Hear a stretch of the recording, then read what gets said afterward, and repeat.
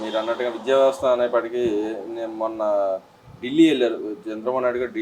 ఢిల్లీలో ఏదైతే bill gates గారిని వాళ్ళ ఫౌండేషన్ తరఫు నుంచి అవునండి. ప్లస్ మైక్రోసాఫ్ట్ నుంచి ఆయన అడిగారు, రాష్ట్రానికి సాయం చేయండి, ఏఐలో డెవలప్మెంట్కి సంబంధించిన స్కిల్ డెవలప్మెంట్ ప్రోగ్రామ్ చేయమని అడిగారు. కానీ మాటలు దానికోసం వెళ్తారు కానీ చేతల్లో ఉండదని చెప్పి అంటున్నారు కదా. చాలా పొరపాటు. ఆ బిల్ గేట్స్ వల్లనే హైదరాబాద్లో ఏం జరిగిందో మీకు తెలుసు.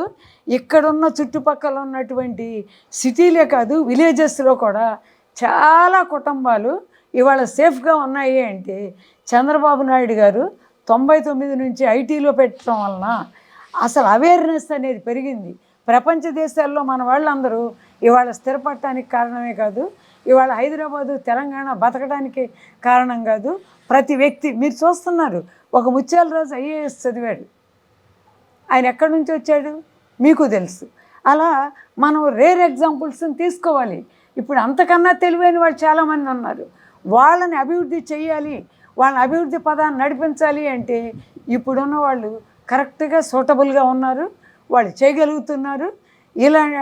ఇలా ఏ రకమైన అభివృద్ధి కార్యక్రమాలు చేయటం తెలియని వీళ్ళు వచ్చి ఇలా మాట్లాడటం అనేది ఈ రాష్ట్రానికే తీరని ద్రోహం.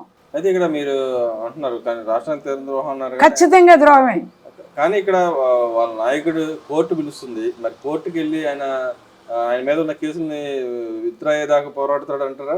మొట్టమొదటి నుంచి ప్రతి వీడియోలోనూ నేను చెప్తున్న మాట అదే. అతను ఇంకా ఎలా బయట తిరగలుగుతున్నాడు ఈ ప్రపంచ చరిత్రలో ఇన్ని సంవత్సరాలు దాటినా బెయిల్ మీద తిరుగుతూ అతను ఎలా రాజ్యం మీకు ఒకసారి చెప్పాను నేను.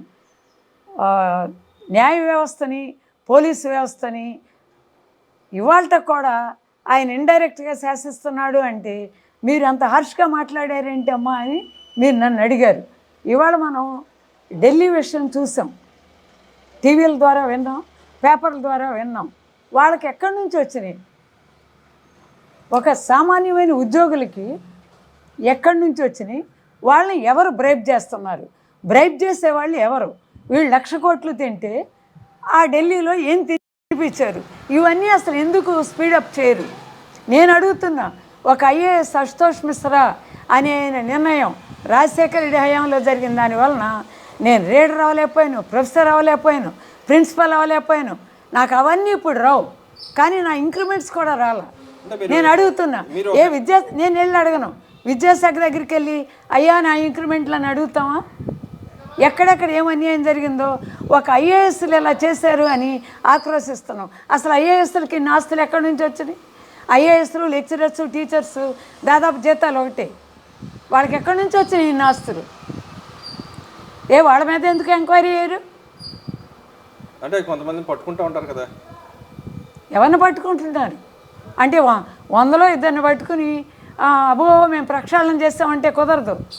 చంద్రబాబు నాయుడు గారు కూడా ఆయనకు అపారమైన అనుభవం ఉంది అని ప్రపంచం గుర్తించిన ఇప్పుడు ఆయన్నే నేను ప్రశ్నిస్తున్నా.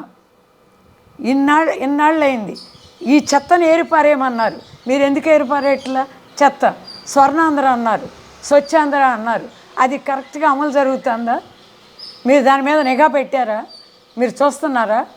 క్లీన్ గ్రీన్ మీ మానసపుత్రకి ఇక్కడ జరుగుతుంది అదంతా. అంటే ఆయన ఎవరో శ్మశానం అంటాం కాదు, శ్మశానం చేసి వెళ్ళిపోయారు. మరి దీన్ని మీరు బాగు చేయాలి. నిరంతరం కష్టపడ్డాను అంటే అట్లా మీరు ఐఏఎస్లతో మాట్లాడితే కాదు, సామాన్య ప్రజలు ఏమనుకో, మీ ఎమ్మెల్యేలను పరిగెత్తించండి, వాళ్ళు కార్పొరేటర్ని అందరినీ పరిగెత్తించాలి. నిరంతరం స్వచ్ఛంద సేవకులుగా ఉన్న మాలాంటి వాళ్ళని తీసుకోండి, ఇంకొకరిని తీసుకోండి, ఏ ప్రతిఫలాపేక్ష కోరుకోని వాళ్ళ చేత మీరు చేసి చూపించండి.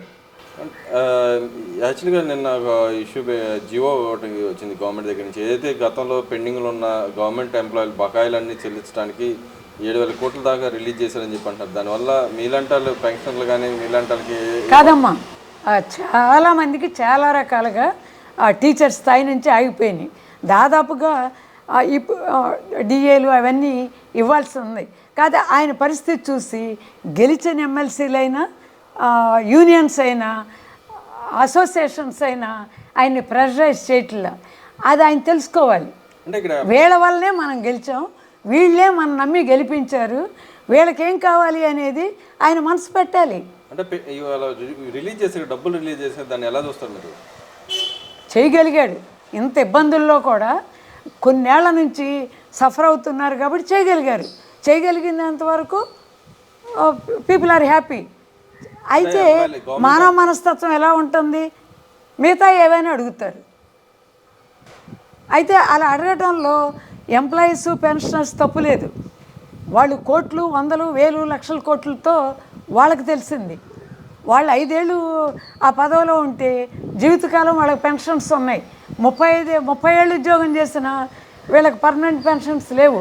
మరి వాళ్ళు అడగరా? వారం రోజులు ఇస్తానని ఒక ఆయన మోసం చేసిపోతే వాళ్ళ సమస్య అలాగే ఉంది. మరి దాని మీద ఈయన పరిష్కారం చూపించాలి కదా. ఇప్పుడు ఓవరాల్గా ఇచ్చిన డబ్బులు వల్ల హ్యాపీ అంటారు ఎంప్లాయీస్, గవర్నమెంట్ ఎంప్లాయీస్ అంతా పెన్షన్లు కానీ 1/4 హ్యాపీనెస్ వచ్చింది. ఇంకా చేయాల్సింది ఉంది. అసలు వాస్తవంగా ఆయనకు అండదండలుగా ఉండేవాళ్ళే ఎంప్లాయీస్, ఎడ్యుకేటెడ్ ప్లస్ పెన్షనర్స్. వీళ్ళని ఆయన కన్సిడర్ చేసుకోకుండా ఆయన ప్రపంచంలో అందరూ నన్ను గుర్తిస్తున్నారు అంటే ఎట్లా కుదురుతుంది? ఇలా అనుకుంటేనే 2004 ప్రపంచం దృష్టి అన్నాడు. పాదయాత్రతో అబద్ధాలు చెప్పి వాళ్ళు మోసం చేశారు.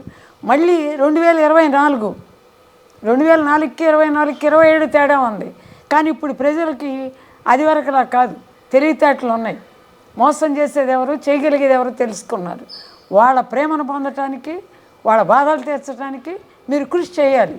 అయితే మీ ఎమ్మెల్యేల్లోనే ఇప్పటికీ ఏం జరుగుతుంది అనేది ప్రజలకు అర్థమైంది. ఫైనల్గా చెప్పండి మేడం, జగన్మోహన్ రెడ్డి గారి మీద ఆయన పార్టీ కూడా అమ్ముకోవడానికి రెడీ అయ్యాడు, కాంగ్రెస్ పార్టీని విలీనం చేయడానికి రెడీగా ఉన్నాడని చెప్పి తెలిసింది. దాని మీద ఏమంటారు? ఆయన ఏ పార్టీలో విలీనం చేయడానికైనా ఆయన సిద్ధంగా ఉన్నాడు.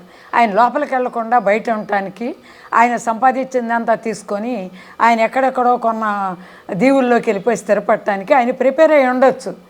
కానీ ఆయన ఎవరో కలుపుకోరే. కాంగ్రెస్ పార్టీలో మంత్రాలు జరుగుతున్నాయని చెప్పి, ఏ మంత్రాలు జరిగినా వాళ్ళని దారుణంగా మోసం చేసిన వాళ్ళు పక్క రాష్ట్ర మాజీ ముఖ్యమంత్రి ఈయన ఇద్దరు కలిసి ఉన్నారు.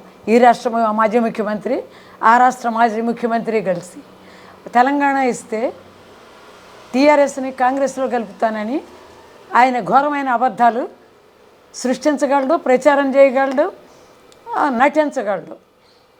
అది అయిపోయింది ఆయన కథ. ఆయన కథ కూడా ముగింపు దశలో ఉంది. అలాంటి కథలే ఈయన చెప్పగలిగాడు, నమ్మించగలిగాడు.